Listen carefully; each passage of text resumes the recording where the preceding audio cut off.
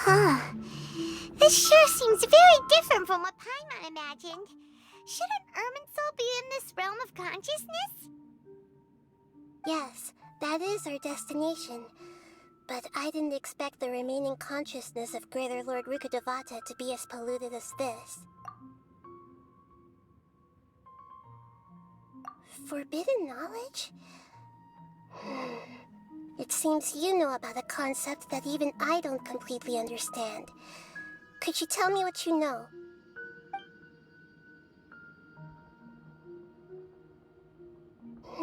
Your inference seems logical enough.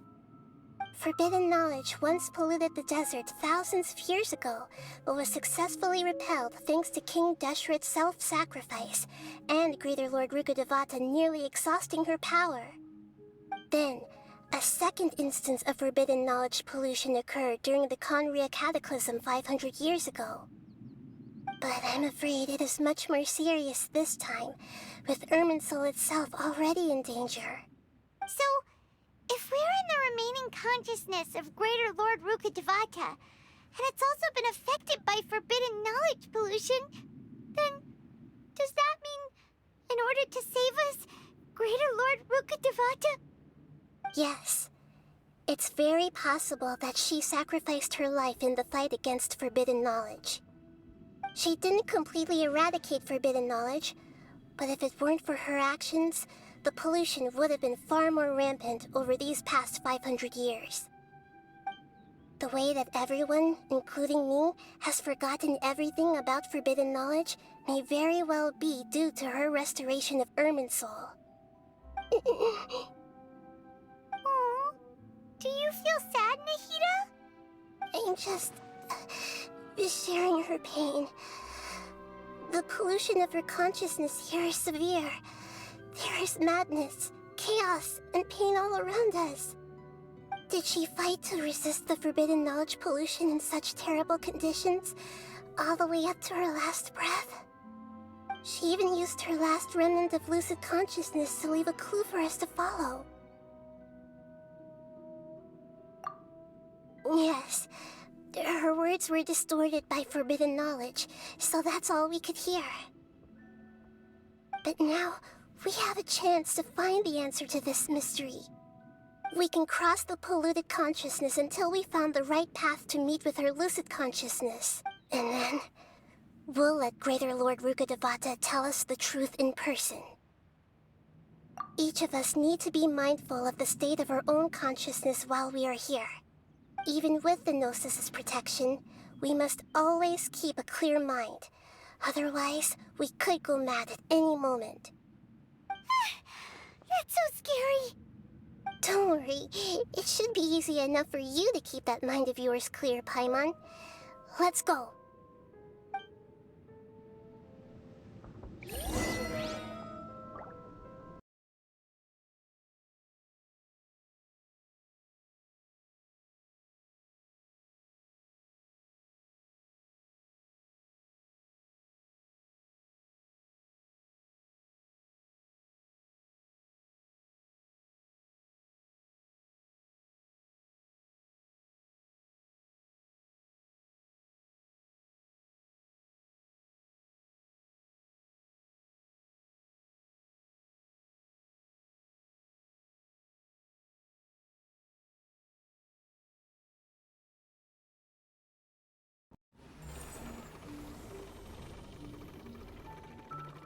We changed direction.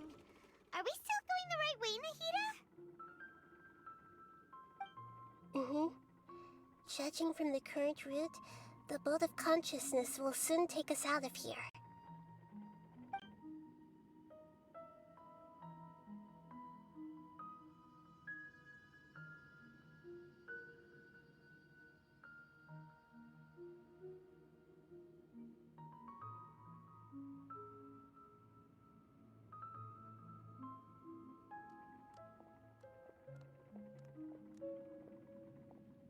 We'll be arriving at our destination soon. How are you feeling? Are your minds still intact? Huh? But everything's been completely normal for Paimon. Hopefully there won't be any more interruptions. This time, we should be able to meet Greater Lord Rukkhadevata. Are you saying you've never met Greater Lord Rukkhadevata before? No, it seems that my birth and her death took place at the same time. Otherwise, I think she would have given me a little more guidance, and I could have done a better job. Hey, you've done a great job, Nahida. Let's get out of this creepy place and go meet her.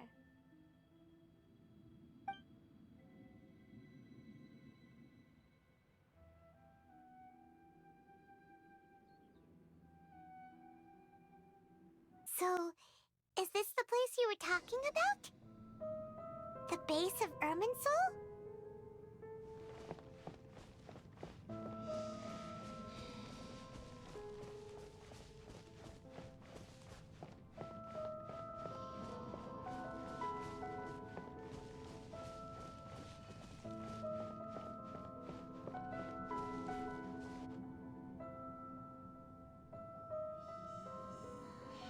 Well, this is the place.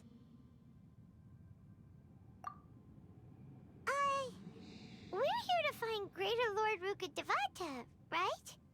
But the one standing over there is... Is that... me? She looks exactly like me. Are you Greater Lord Rukkhadevata? Yes, that's me. Are you surprised by my appearance?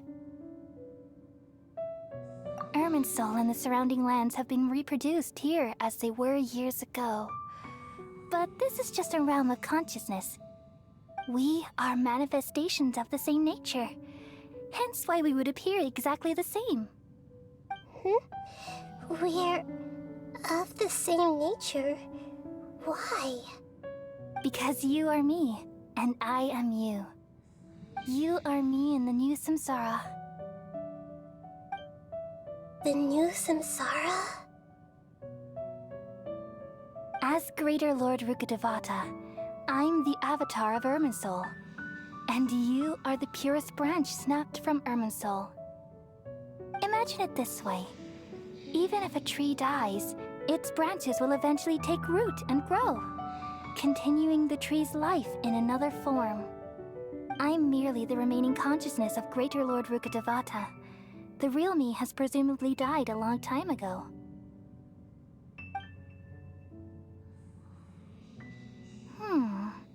Judging from your appearance, I've probably been dead for 500 years.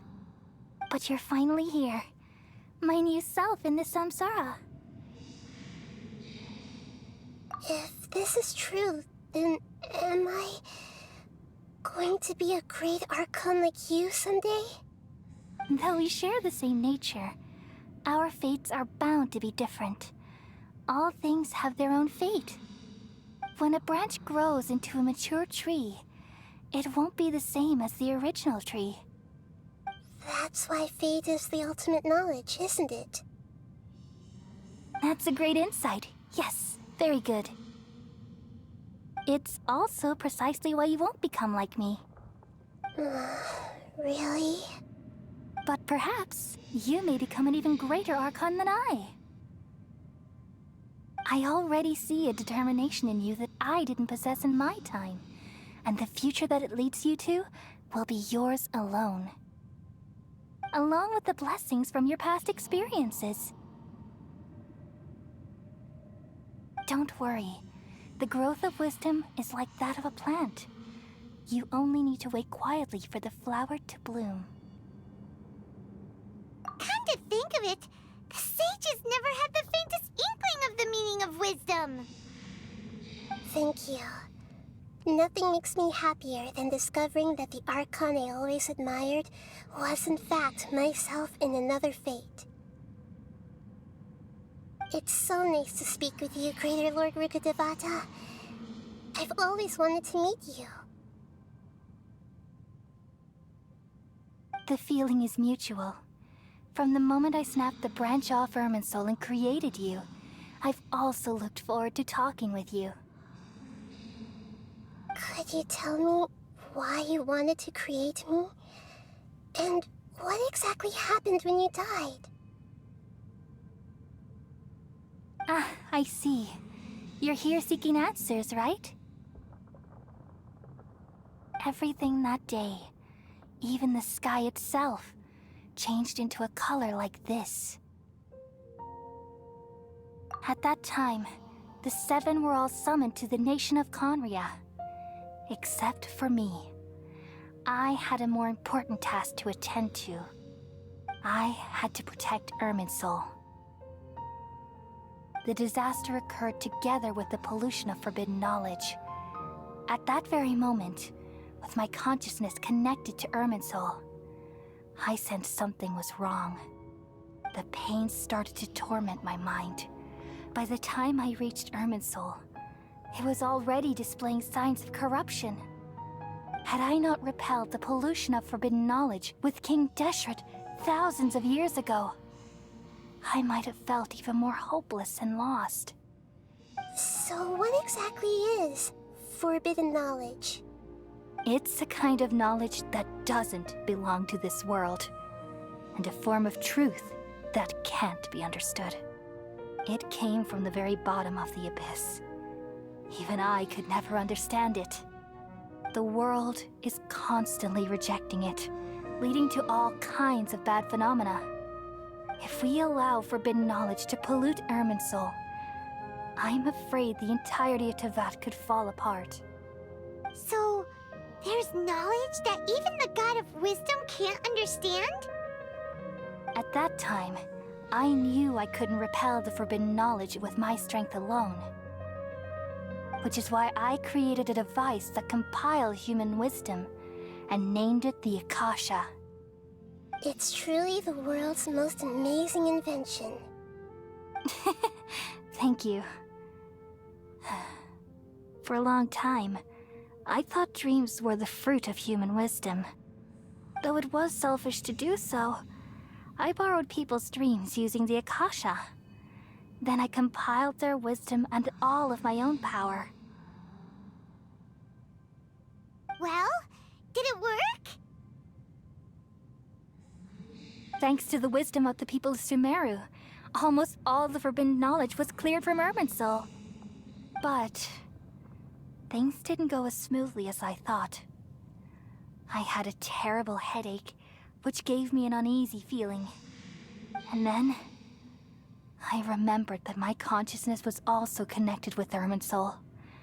It brought me knowledge and wisdom, but vile corruption as well. From the very beginning, my existence had been polluted by the forbidden knowledge. Oh no. How could that happen? I've experienced that pain in your consciousness. It must have been a horrible experience. Yes, but my feelings weren't important. The important thing was that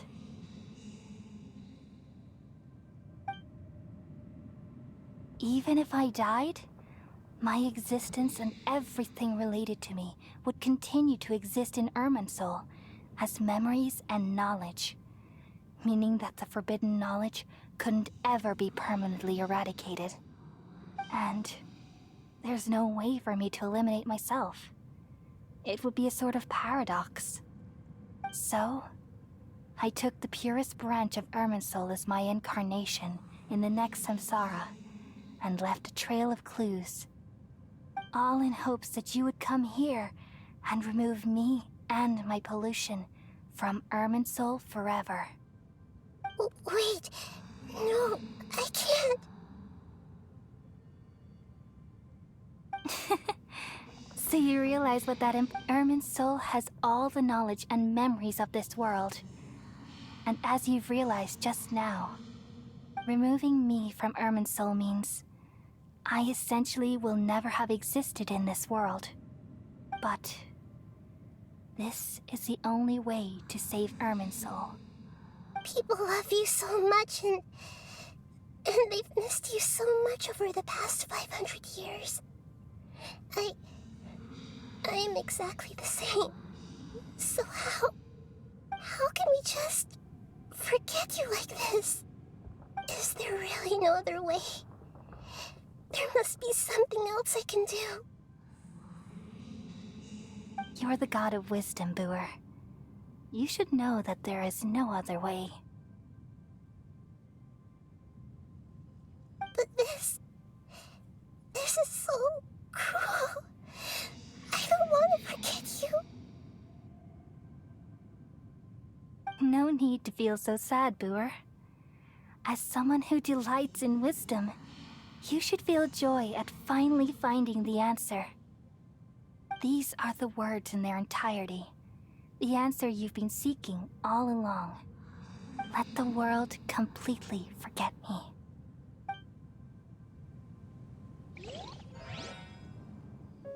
We all nestle under the great tree of wisdom, peering out to perceive the world.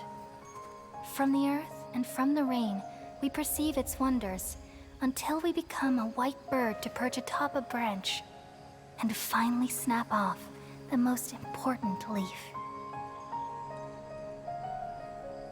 Once upon a time, I alone dreamed in this world.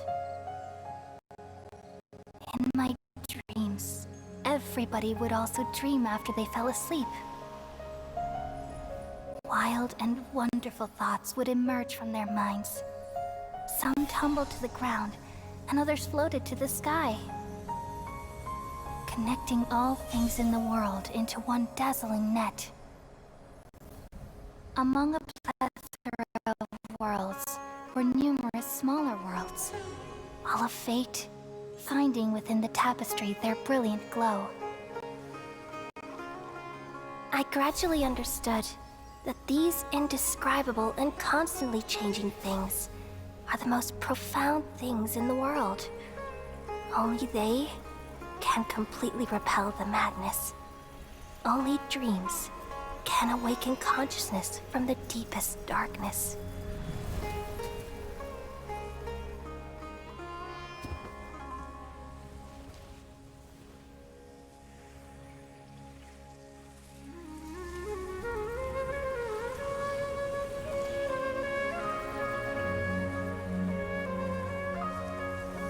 I'm the one who posed this question, yet also the one who sought a solution. Saving the world with the dreams of the people used to be my answer.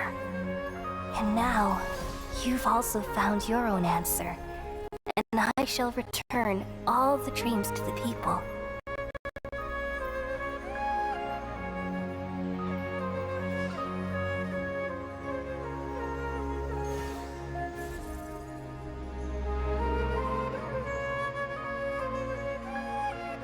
Goodbye, people of Sumeru.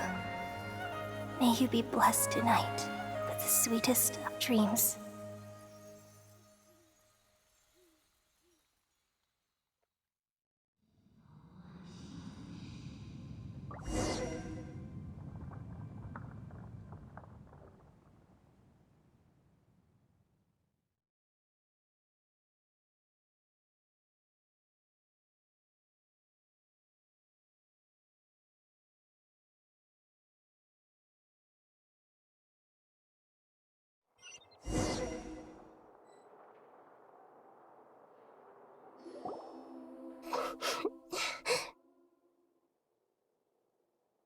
I'm alright.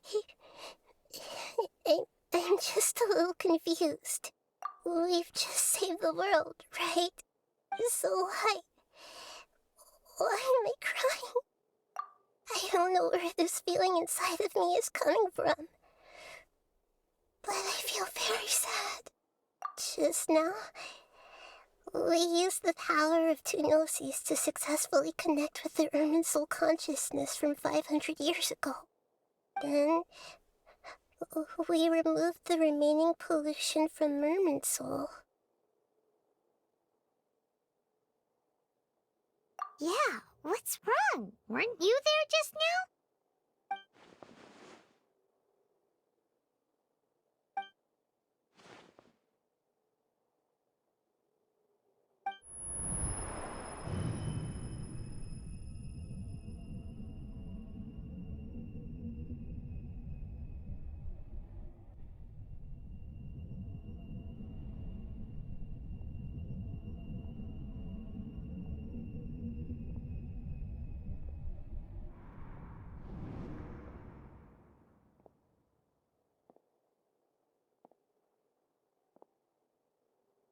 Huh? That sound... I've been waiting here far too long. But finally I have the chance to be alone with you. All the precious time I wasted has finally paid off. The doctor! What have you done? Just a type of sound wave that can quickly put defenseless people into a dream. As I expected, it doesn't have any effect on gods. This is the only thing of interest I found among the sage's research. I thought I'd take it for a little spin. Don't worry. I know you would never forget. I'm here to negotiate with you. Naturally, I won't do anything dangerous that could potentially damage our relationship. Negotiate with me? I heard you had already left Sumeru. Why are you here again now?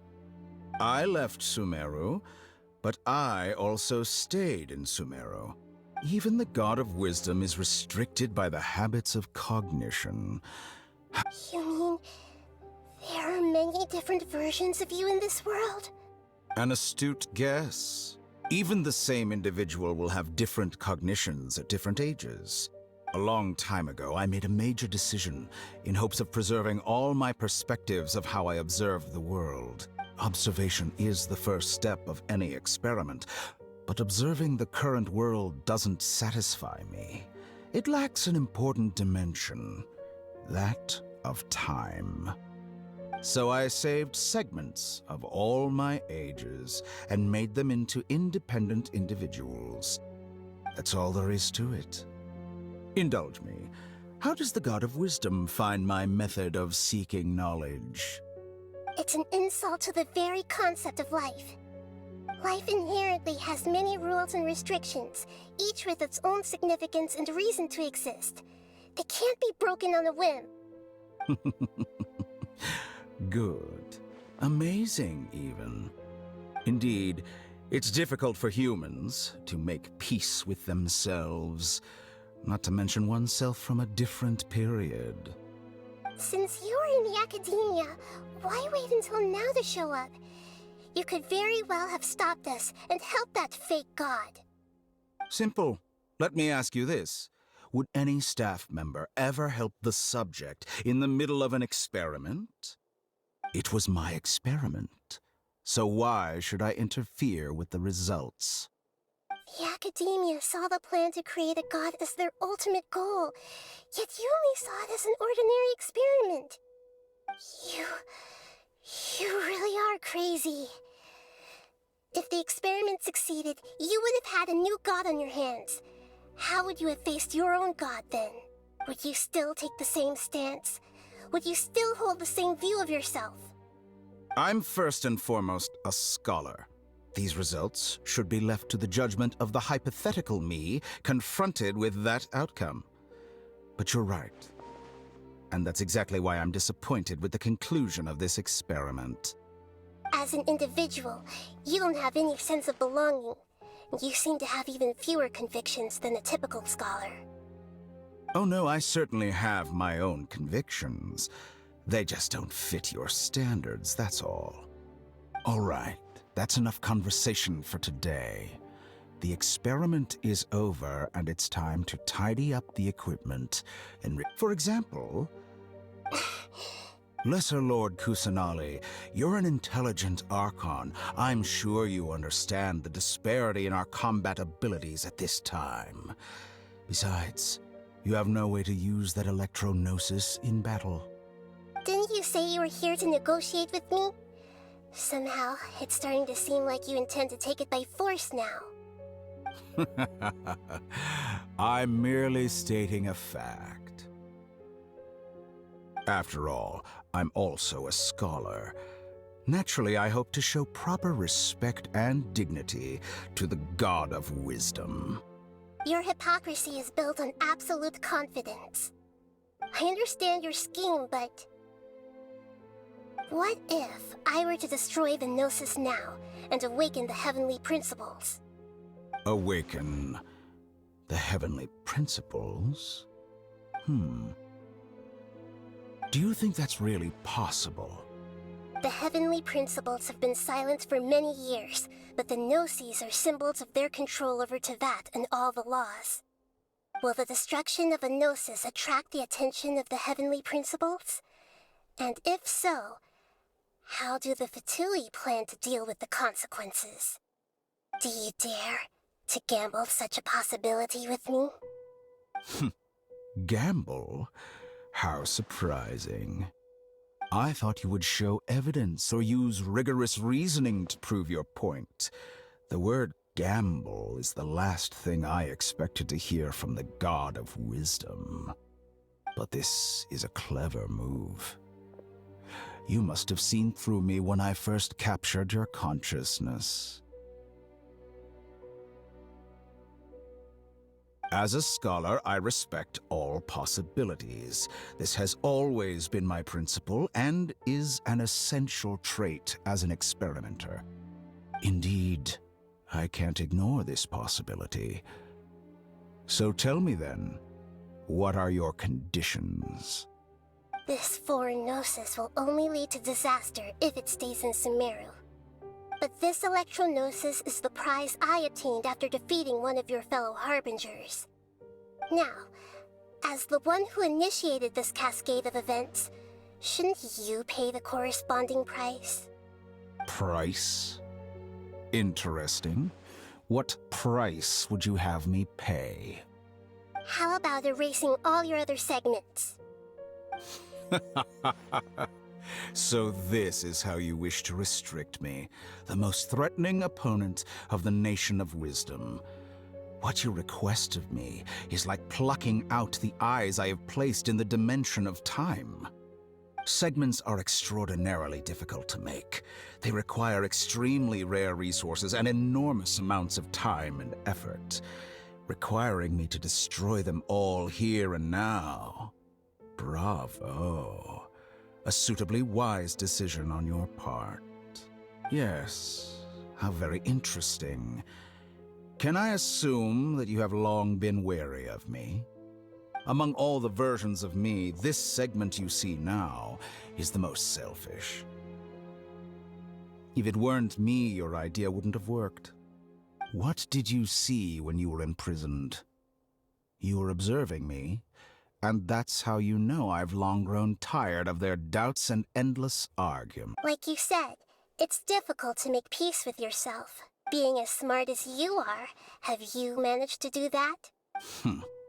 I see. If you think all those versions of me are worth a gnosis, then deal. You sure didn't hesitate much. Is the relationship between all the versions of you really that bad? I don't think there's any need to dwell on that. The surplus versions of me can be exchanged for a gnosis. Do you think anyone can offer themselves at a higher price? Besides, with my abilities, it's only a matter of time until I find better perspectives. Perhaps it's best to say, you're just temporarily ahead. But what I'd like to know is, how can you be sure that I've really erased them? I can see your remaining honesty.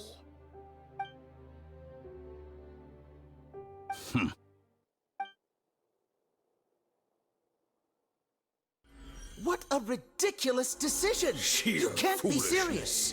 How could I have been so short-sighted? You think this is the end? Wait. I'll have... Please wait! You'll make this moment count. You will regret this! Well, have you confirmed that it's complete? Here, take it.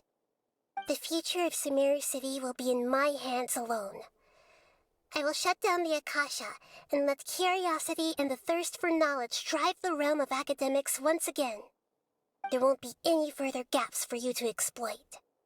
It truly pains me that my academic achievements have never been appreciated in my homeland. Of course, I have no interest in being rejected by this city for a third time. Another chess piece. And where is your dendronosis? Don't be greedy, Harbinger of Snezhnaya. No, this is a different transaction.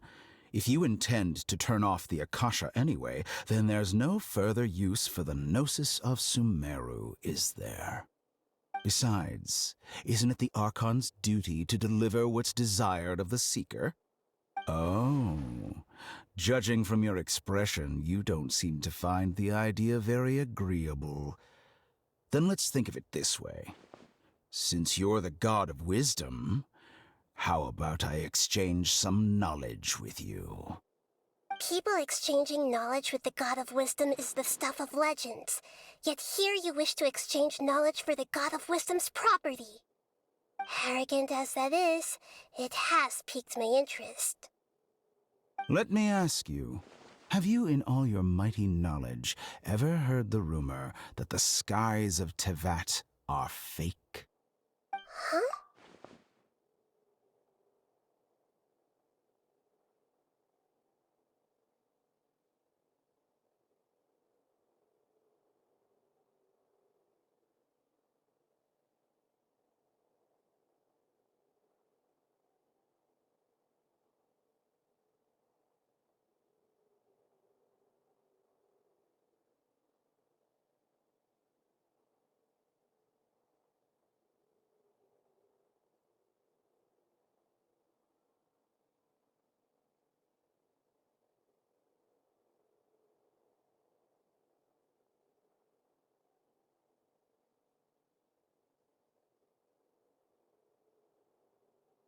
That's the secret hidden by Irminsul concerning the truth of this world.